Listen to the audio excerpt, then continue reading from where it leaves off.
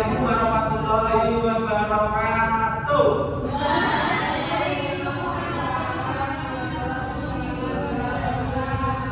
Selamat pagi anak-anak. Pagi, Pak.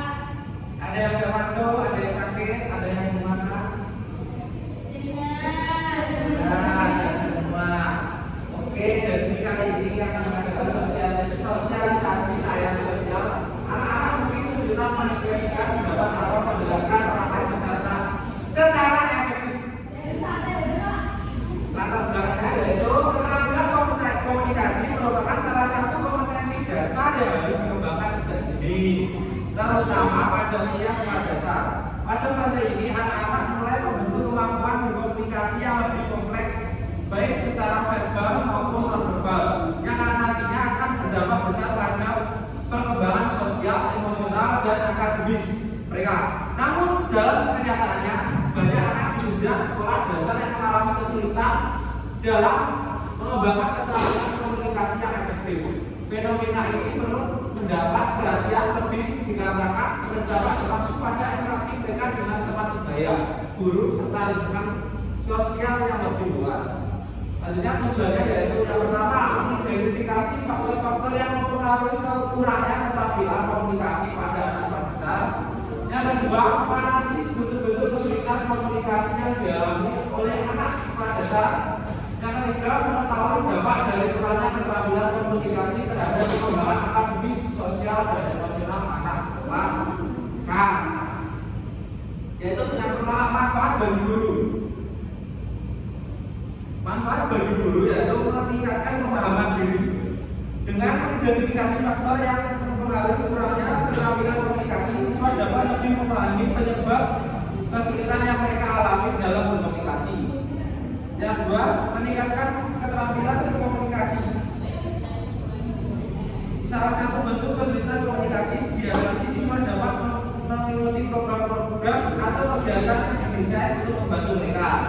Yang ketiga, pengembangan aspek sosial dan emosional. Siswa akan memiliki kemampuan komunikasi yang jauh lebih baik dari sebelumnya. Yang kedua, bagi sekolah. Yang pertama, meningkatkan kualitas pendidikan di sekolah mereka. Jadi peningkatan itu juga akan berdampak pada peningkatan pendidikan di sekolah.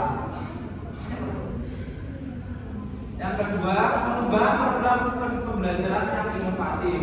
Pembelajaran akan menjadi lebih inovatif di sekolah tersebut. Jadi minat belajar anak-anak menjadi meningkat. Yang ketiga yaitu meningkatkan kepuasan orang tua dan citra sekolah.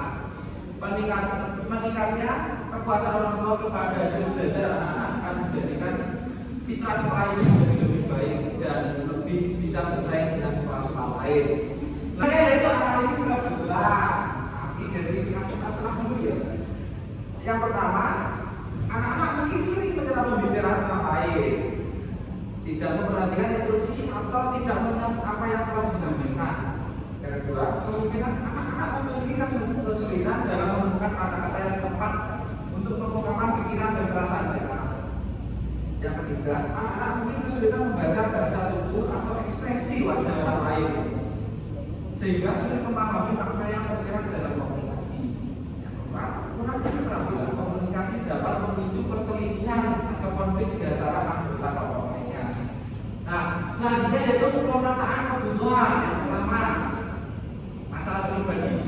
Kosakata yang ini membuat anak-anak kesulitan mengekspresikan diri dengan jelas dan rinci. Kurangnya kesadaran akan pentingnya bahasa tubuh dan ekspresi wajah membuat anak-anak sering salah menginterpretasikan maksud lawan bicara.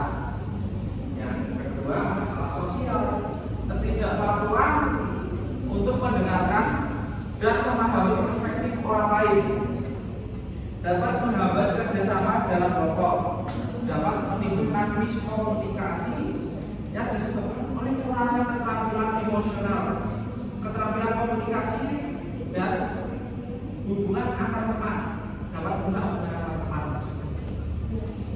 Selanjutnya, anak-anak akan kesulitan berkomunikasi, mungkin cenderung menarik diri dari dan menghindari interaksi sosial. Selanjutnya, tujuan dan sasaran program. Tujuan umum meningkatkan kemampuan komunikasi efektif fisik.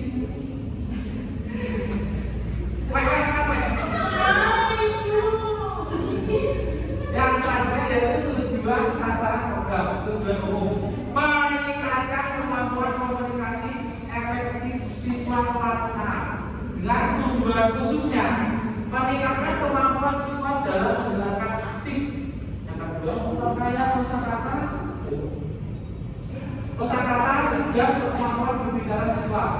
Yang ketiga, meningkatkan kemampuan siswa dalam berinteraksi sosial. Selanjutnya yang terakhir, meningkatkan kepercayaan diri siswa dalam berkomunikasi.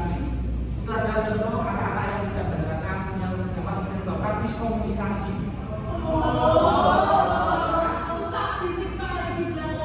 Silakan ya adik-adik. Yang ketiga yaitu sasaran siswa kelas 6. Nah, dan contohnya seperti yang pertama, menghindari penjelasan orang lain bicara.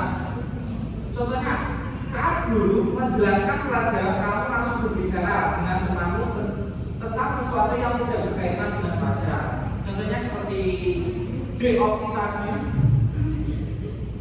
Solusinya yaitu belajar menunggu giliran kalian, berbicara dan mendengarkan dengan baik agar tidak ada informasi yang terlewat. Itu akan menyebabkan miskomunikasi. Oke, selanjutnya memahami instruksi dan mengingat informasi. Contohnya, guru meminta untuk membawa buku matematika, tapi karena tidak mendengarkan, kamu justru membawa buku yang salah ke sekolah. Solusinya, fokus pada instruksi guru dan ulangi dalam hati apa yang diminta agar kamu bisa mengingatnya dengan baik. Jika tidak paham, nanti kalian bisa bertanya ulang pada guru agar tidak terjadi miskomunikasi lagi. Yang ketiga, menemukan kata-kata yang tepat untuk mengungkapkan perasaan. Solusi, gunakan kata-kata yang sederhana untuk menjelaskan perasaanmu. Misalnya, aku sedih karena ingin main juga. Kalian bisa menggunakan kata-kata sederhana.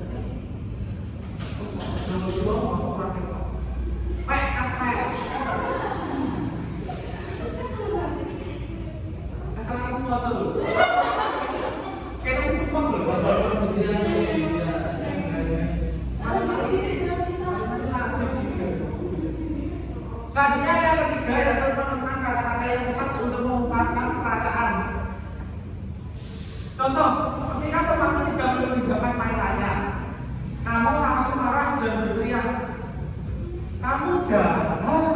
Nah, padahal sebenarnya kamu hanya ingin meminta dengan cara yang baik. Solusinya gunakanlah kata-kata yang tepat seperti aku sedih karena aku ingin bermain. Tuh.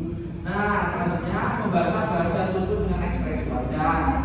Saat bermain, kamu sudah menyadari bahwa temanmu merasa sedih karena kamu tidak membagi pikiran bermain dan kamu terus melakukan tanpa memperhatikan ekspresinya. Solusinya lihat wajah dan bahasa tubuh temanmu jika dia tidak tampak bagian dan apakah ada yang salah. Oke. Kesimpulannya yaitu komunikasi yang baik sangat penting untuk menjaga hubungan dengan teman dan orang lain, dengan mendengarkan, memahami perasaan orang lain dan menggunakan kata-kata yang tepat.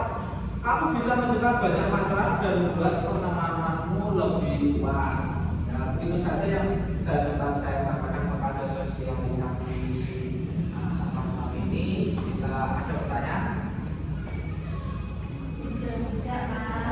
jika tidak, saya akan tutup. Bila ada kesalahan dalam pengucapan kata, mohon maafkan. Wassalamualaikum warahmatullahi wabarakatuh.